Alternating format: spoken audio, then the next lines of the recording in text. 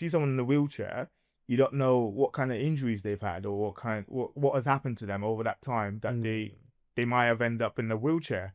But then when you work in a hospital environment and you see them, like, this is like quite acute, and you're like, whoa, so this is the process they have to go through in terms of like maybe even like trying to like get themselves rolling off the bed, like things like that, being able to use sliders, being able to use there's this banana ball that they tend to use, Right. and kind of stick it up like in your into your legs, and then you slide. So it's So okay, you just to slide help through. them get out of the So you chair. get, yeah, like things like that. You don't really pay attention to all that kind of stuff. Is there anything from your time working with those patients and those cases that you've kind of like carried forward into working with like everyday people today? Oh yeah, big time. I think it's kind of like seeing things from level one. So like, because when you're around people that have had some sort of issues, like that kind of issue, because they're usually sometimes it's quite extreme, like in terms of like the spinal injury or just being able to get out of bed, like like little things like that. Like, Mm. you don't realize how great your core is, how much it helps you till you lose it. Like, I've had people like not being able to like sit upright in the bed, Yeah, and it's almost like you put them up and you know that as soon as they come up they're gonna fall. they're just gonna collapse. Yeah. And it's like working like I remember working doing like reaches with people. So like you have them on have them place their hand on your shoulder, and you kind of like you have another person right behind them, and you have them reach forwards Okay. and then come back, and then that will obviously help them engage the core a little bit more, get them more comfortable as well with the movement, just because they've been bedridden for like so long. Um, so like having to think from baseline and then going, okay, cool, let's do this to get this person here, let's do this to get this person here, and kind of like level it up.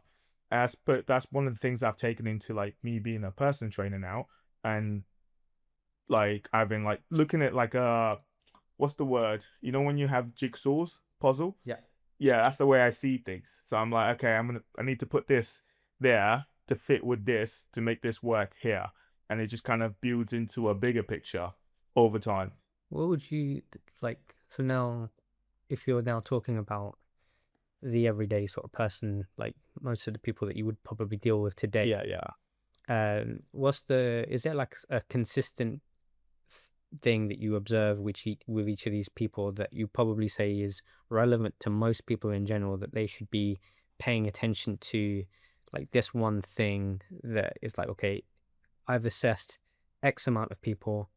I commonly observe this one thing that a lot of people overlook, and I think everybody would benefit from paying attention to. Trying to think. I mean, like, it's probably like working like stability. Stability. Yeah. I feel like a lot of people just neglect that. So like so a lot of people like do like a lot of machine work. Like you find a lot of gym bros do a lot of machine work, or like, do a lot of like bilateral exercises, which is obviously like doing like bench press, Two arms, two two arm legs. stuff. Like, people don't understand how beneficial like the single leg stuff comes in, and how it prevents injuries as well, and how it literally like it would make you feel more able to do many other things that you would do. Because if you think about it, in sports or in just everyday general movement, you always have one foot in front of the other. There was never a case, or most of the time you'd have one foot in front of the other, unless you're picking up like shopping bag from the floor and you have to brace yourself and then pick it up. Like, there's gonna be like some sort of like work in terms of like, okay, maybe you're going to B stance kind of position, and maybe you're going to a split stance position, or maybe you have one foot in front of the other. So I think just working like unilateral exercise in terms of stability is probably one of the things that a lot of people need to probably like look into, and then just be like, okay, I definitely need to hit this, because it Okay. will So it will you would encourage single arm and single leg yeah, big exercises. time, yeah. If you were to give an example, so let's just break it up All right, cool. into push, pull, hinge, and squat, Yeah. right? Uh, Name a very sort of accessible exercise for each one of those movements that you would recommend to somebody. You could do like a gorilla row, which is kind of unilateral. Okay, so gorilla row For the pull. for the pull. That would Okay. be for the pull. You could do a half kneeling.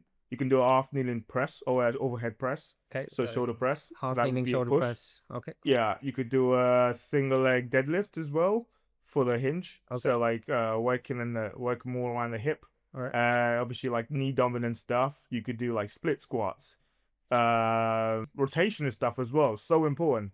A lot of people tend to miss that one out. So like having you doing half kneeling with a rotation wood chop, that's another one as well. Like I would say for sure. So it's probably like opportunity because you literally just named 5 exercises there, Yeah. and how long is it really going to take, and how much of a training program does it really like use up to include those 5 exercises?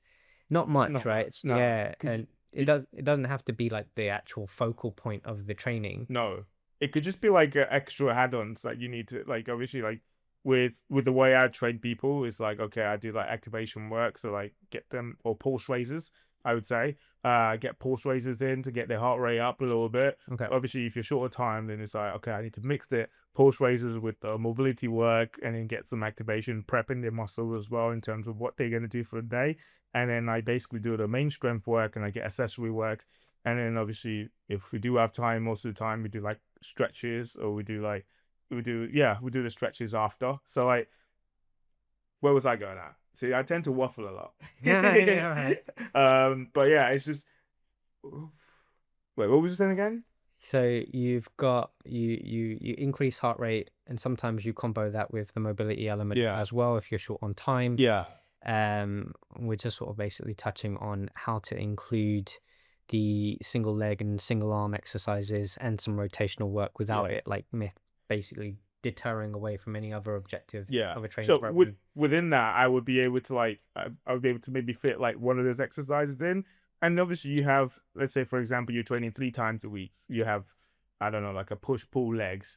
You're able to like actually fit one of those exercises in and just throw them in there because they will make a massive difference over time. So because if you get strong with a single leg movement, then you're potentially going to get even much stronger with a bilateral uh exercise. So like if your split squat, for example, is really strong, no doubt your back your back squat is gonna be like epic. Do you know what I mean? Because you're gonna be able to like stabilize and you're going to like maintain stability and maintain the load in your back, like all that kind of stuff. So I would say having having those stuff in between your exercises is so important. So it's good. It's just a good like yeah, adding that variety, but your variety based on okay, we're getting an additional benefit from doing single arm, single leg Yeah. exercises.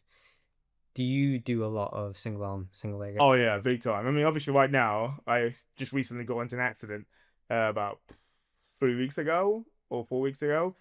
So that's changed the way I train a little bit. But yeah, I still kind of get my single leg deadlifts in there, get my B stance row, get my B stance Romanian deadlifts. Yeah, I'm doing all that kind of stuff. Obviously, right now, no presses.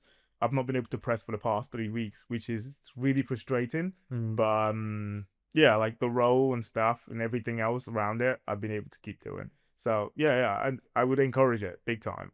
I'd say it's so important. It's just because injuries mainly happen because due to instability in the muscle.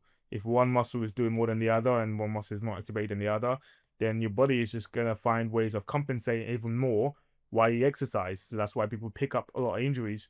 And that's what I've noticed within some of my clients, of which I've had over the years, is like you find that they've been doing the certain thing for the same time. Like they might have like maybe less mobility around one shoulder than the other, or like in terms of like the hip, one of them is just more active than the other. Like in terms of glutes, most especially, I find that one glute just activates one or the other. And because that happens, there's always a shift. So you come down, and then there'd be a shift in terms of like your back squat, for example. You coming down and shift across because the stronger side is going to be like, oh, I can do the job for you, and the weaker side is going to be like, oh, I'm going to take a nap. So it's almost like you want to make sure that all of those bits are hit, and you want to make sure that you're just good. And isometric as well, so important adding them there because as we get older, our body changes. What's when you say isometric? So ISO holds. So being able to like hold like I don't know, like a single leg holds, like a slide bend knee hold, like doing a push up and then holding at the bottom as well, like things like that. It just kind of helps you. Like with that one example, for example, you find that your scapula kind of sits down. If you obviously pay attention to it, you want to drop your scapula down into scapular depression and just kind of hold that position. And you find that there's a lot of stability work that happens around those areas in terms of your shoulder blades and in terms of like in just strengthening your rotator cuff, like all that kind of stuff. And with age, like our body goes through degeneration, so like it's so important to start looking at that